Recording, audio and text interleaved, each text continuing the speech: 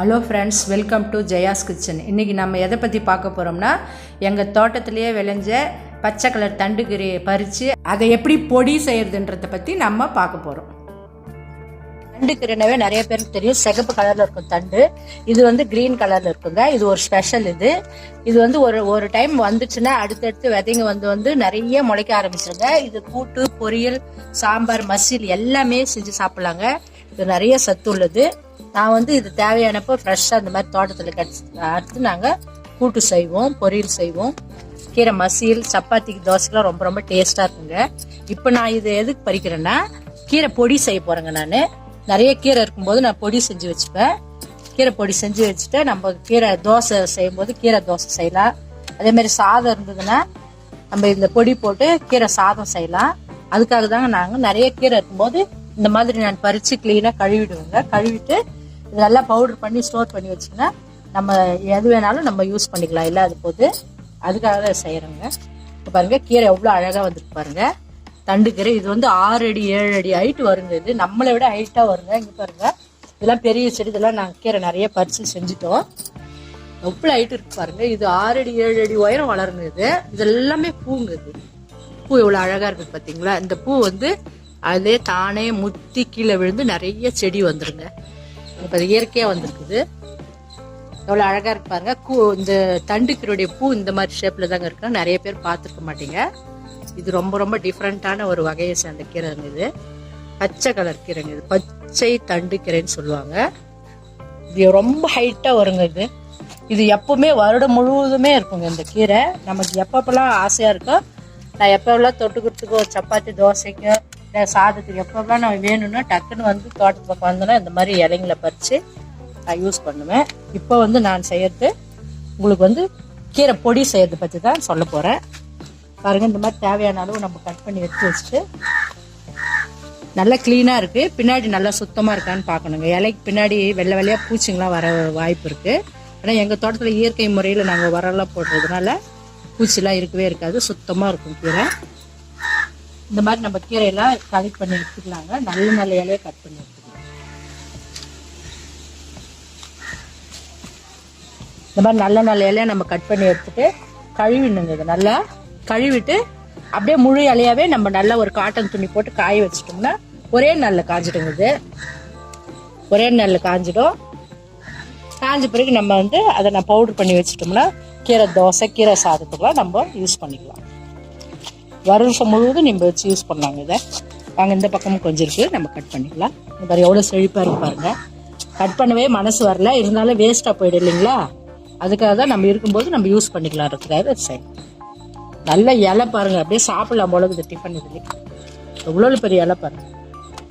குட்டீஸ்க்குலாம் அந்த இதில் போட்டு ஒரு 2 இட்லி போட்டு கொடுத்தா ரொம்ப ஆசையாக சாப்பிடுவாங்க. எவ்வளோ அழகாக இருக்கும். பெரிய பெரிய சைஸ் இலை இது பாருங்க.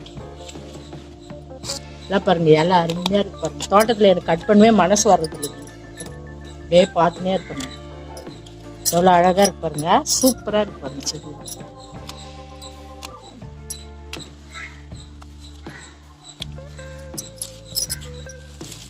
பாருங்க, நான் இந்த அளவுக்கு கட் பண்ணி எடுத்துக்கிட்டேன். இது நம்ம கிளீனாக நல்லா சுத்தமான தண்ணியில் வாஷ் பண்ணிடலாங்க. வாஷ் பண்ணிட்டு நல்ல ஒரு காட்டன் துணியில் போட்டு காய வச்சோம்னா ஒரே நல்லா மொறுமொறுன்னு காஞ்சிடும். இலை தானே இது, சீக்கிரமாக மொறுமொறுன்னு காஞ்சிடுங்க. வாங்க, நான் தேவையான அளவுக்கு நான் இலைங்களாம் கட் பண்ணி வச்சுட்டேன், அதாவது தண்டுக்கீரை இலைங்களை. இப்போ நம்ம இதை நல்லா சுத்தமான தண்ணியில் கழுவிட்டு காய வச்சு எப்படி பவுடர் பண்ணுறதுன்னு பார்க்கலாம் வாங்க. பாருங்க, இந்த மாதிரி நல்ல டப்பில் தண்ணி எடுத்துங்க, சுத்தமான தண்ணி. நம்ம இலையெல்லாம் பின்னாடியும் பார்க்கணுங்க. நல்லா க்ளீனாக இருக்கு. நான் பார்த்துட்டு நம்ம எல்லாத்தையுமே ஒரு இலையாக சுத்தமாக கழுவி, ஏன்னா சாப்பிட்றது யூஸ் பண்ணுறதுனால ஒரு 5 நிமிஷம் லேட் ஆனாலும் பரவாயில்ல, நம்ம க்ளீனாக செய்யணுங்க. நல்லா இந்த மாதிரி கழுவிட்டு நல்லா தண்ணி உதிரிடுது. இந்த மாதிரி ஒரு காட்டன் துணி மேலே வச்சிங்கன்னா சும்மா 1 ஹவரில் இது காஞ்சிடும்.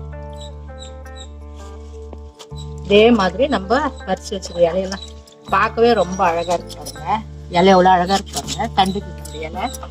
இந்த தண்டு வந்து ஆடி மாசத்துல வந்து கூழ் ஊற்றும் போது சிட்டில எல்லாம் விற்பாங்க. இந்த கீரையும் கீரை தண்டையும் விற்பாங்க. அந்த தண்டு வச்சுதான் அவங்க குழம்பே வைப்பாங்க அந்த கூழ் ஊற்றும் போதெல்லாம். அது ஒரு சில ஏரியால நிறைய பழக்கம் இருக்குதுலாம். அம்மனுக்கு வந்து செய்யும் போது இந்த கீரையை வந்து பொரியல் பண்ணிட்டு இந்த கீரையோட தண்டு தான் குழம்புல போடுவாங்க. இப்ப மார்க்கெட்ல விற்பாங்க, அந்த கூழ் ஊத்த சீசன்ல இது கிடைக்கும். இதெல்லாம் எங்க வீட்லயே கிடைக்கிறது ரொம்ப ரொம்ப சந்தோஷமா இருக்குங்க. நிறைய பேர் அக்கம் பக்கத்துல இருக்கலாம் கேட்பாங்க, வேணும்னும் போது அவங்களுக்கு நான் பறிச்சு கொடுப்போங்க. ஏன்னா இயற்கையா வந்ததுனால, இயற்கை உரத்துல போட்டு விளைய வச்சதுனால இதுல எந்த விதமான சைடு எஃபெக்ட், டேஸ்ட் நல்லா இருக்கும். பாருங்க, இந்த இலைய பார்க்கும் போதே உங்களுக்கே ஆசையா இருக்கு. அப்பப்ப தேவையானாலும் இந்த மாதிரி நான் கட் பண்ணிட்டு பொடி பண்ணி ஃப்ரெஷ்ஷா வச்சுக்கோங்க. கீரை சாப்பிடாத குழந்தைங்களுக்குலாம் நம்ம தோசை எல்லாம் ஊற்றும் போது தோசையில ஒரு ஸ்பூன் பவுடர் போட்டு கலந்து மிக்ஸ் பண்ணி கொடுத்துட்டோம்னா நம்ம குழந்தைங்களுக்கு ஒரு ஹெல்த்தியான ஃபுட்டு கொடுத்து ஒரு ஃபீலிங் இருக்கும். நிறைய பிள்ளைங்க பெரியவங்க கூட ஒரு சில கீரை பிடிக்காதுன்னு சொல்லுவாங்க இல்லையா, அவங்களுக்கு எல்லாமே இது ஒரு பெஸ்டா இருக்குங்க. நான் சொல்றது அவங்களுக்கு தெரியவே தெரியாது. நம்ம இதில் என்ன பண்ணணும், நல்லா ஒரு ஸ்பூன் போட்டு நல்லா தோசை மாவுல ஊற்றி நீங்கள் தாளிச்சு கொடுத்துட்டீங்கன்னா நல்லா டேஸ்டாகவும் இருக்கும், ஹெல்த்தியாகவும் இருக்கும். நாங்கள் அப்படிதான் செய்யறது, வேஸ்ட் பண்ணுறதே கிடையாது. நாங்கள் சொல்கிறத பார்த்து அக்கம் பக்கம் இருக்கிறவங்களாம் கூட நிறைய பேர் இதை வாங்கிட்டு போய் நாங்கள் சொல்கிற மெத்தட்ல செஞ்சுட்டு நல்லா இருக்குதுன்னு எங்களுக்கு கமெண்ட் சொல்லுவாங்க. ரொம்ப சந்தோஷமா இருக்கு.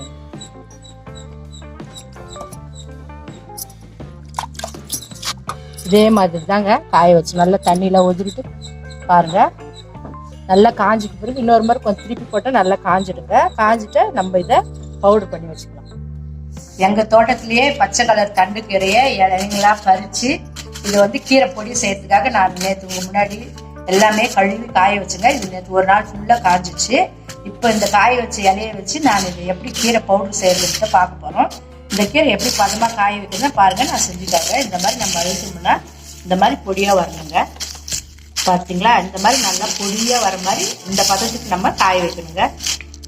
இந்த பதத்துக்கு காய வச்சதை நம்ம இந்த மாதிரி ஒரு ஜார்ல போட்டு நல்லா பவுடர் பண்ணி போறோம். இந்த பவுடர் வந்து நான் உங்களுக்கு சொல்லியிருக்கேன். நம்ம தோசை ஊற்றும் போது கூட குழந்தைங்க நிறைய பேர் வந்து கீரைன்றதே பிடிக்காம இருக்கும்.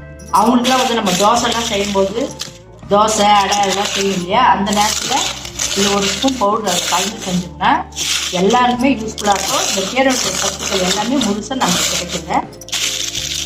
கீரை தோசை செய்யும்போது செய்யுங்க. கீரை சாதத்துக்கு இந்த பவுடர் யூஸ் பண்ணலாம்.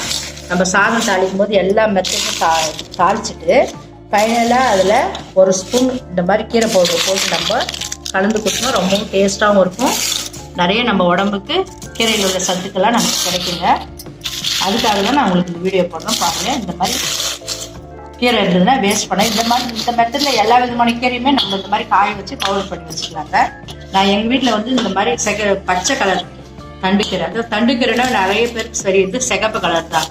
இந்த பச்சை கலர் வந்து ரேருங்க. இது 6 அடி 7 அடி உயரம் வளரக்கூடியதுங்க. இது நீங்கள் பார்த்துருக்கீங்க செடி எவ்வளோ ஆயிட்டுன்னு.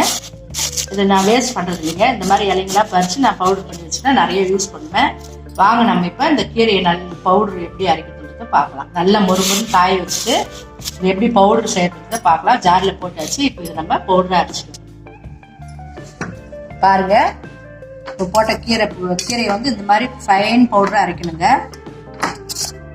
பாருங்க, இந்த மெத்தட்ல அரைச்சாதாங்க நல்லா இருக்கும். அதுக்கு நல்லா நம்ம கீரை நல்லா காய வைக்கணுங்க. அதை காய வச்சாதான் இந்த மாதிரி பவுடர் ஆகும். பாருங்க, இந்த பவுடர் வந்து எவ்வளவு நல்லா இருக்கு பாருங்க, நைஸா இருக்கு. இந்த மெத்தட்ல அரைக்கணுங்க நம்ம பவுடர், கீரை பவுடர். இந்த பவுடர் வந்து நிறைய இதுல சத்துக்கள் இருக்கு, நிறைய வைட்டமின் சத்துலாம் இருக்குது. இதுல நம்ம கிடைக்கும் போது இந்த மாதிரி நம்ம பவுடரை பண்ணி வச்சுட்டோம்னா நிறைய விதத்துல நம்ம யூஸ் பண்ணலாம். நான் உங்களுக்கு ஏற்கனவே சொல்லியிருக்கேன் இல்லைங்களா, தோசைலாம் நம்ம தாளிச்சு ஊற்றும் போது இல்லை வெறுமனே பிளைன் தோசைலாம் ஊற்றும் போது நம்ம இந்த மாதிரி இந்த மாவுக்கு ஏற்ற மாதிரி 1 ஸ்பூனோ 2 ஸ்பூனோ நம்ம அந்த மாவோட மிக்ஸ் பண்ணிட்டு நம்ம தோசை ஊற்றும் போது கீரை தோசைன்னு சொல்லலாம். பார்க்கறதுக்கு நல்லா க்ரீனிஷாக இருக்கும், ரொம்ப டேஸ்டாக இருக்குது. நாங்கள் நிறைய ட்ரை பண்ணி பார்த்துட்டு தான் உங்களுக்கு இந்த வீடியோ போடுறோம். உங்களுக்கும் ரொம்ப ரொம்ப யூஸ்ஃபுல்லாக இருக்கும். அடுத்ததாக வந்து கீரை சாதமும் செய்யலாங்க. இந்த மாதிரி பவுடரு நம்ம சாதம் தாளிக்கும் போது ஃபைனலாக இந்த மாதிரி 1 ஸ்பூன் கீரை பவுடர் போட்டுட்டு நம்ம சாதம் தாளிச்சு கொடுக்கும்போது கீரை சாதம்னு சொல்லிட்டு அதுவும் ரொம்பவும் நம்மளுக்கு ஹெல்த்தியாக இருக்கும். இந்த மாதிரி கீரை பொடியை எடுத்து வச்சுட்டு எல்லா விதமான கீரையும் நீங்கள் இந்த மாதிரி க்ளீன் பண்ணிட்டு காய வச்சு பவுடர் பண்ணி வச்சுக்கலாங்க. கீரை சாதம் கீரை தோசைலாம் சேர்த்து யூஸ் ஆகும். பாருங்க ஃப்ரெண்ட்ஸ், தண்டு கீரையை வச்சு நான் ஒரு பவுடர் பண்ணியிருக்கேன். அதை எதுக்கெல்லாம் யூஸ் பண்ணலான்றதையும் உங்களுக்கு சொல்லியிருக்கேன் இந்த வீடியோவில். மறக்காமல் நீங்கள் பாருங்கள். பார்த்துட்டு நான் சொன்ன மெத்தடில் நீங்கள் யூஸ் பண்ணி பார்த்துட்டு உங்கள் கமெண்ட்ஸ் எனக்கு மறக்காமல் சொல்லுங்கள்.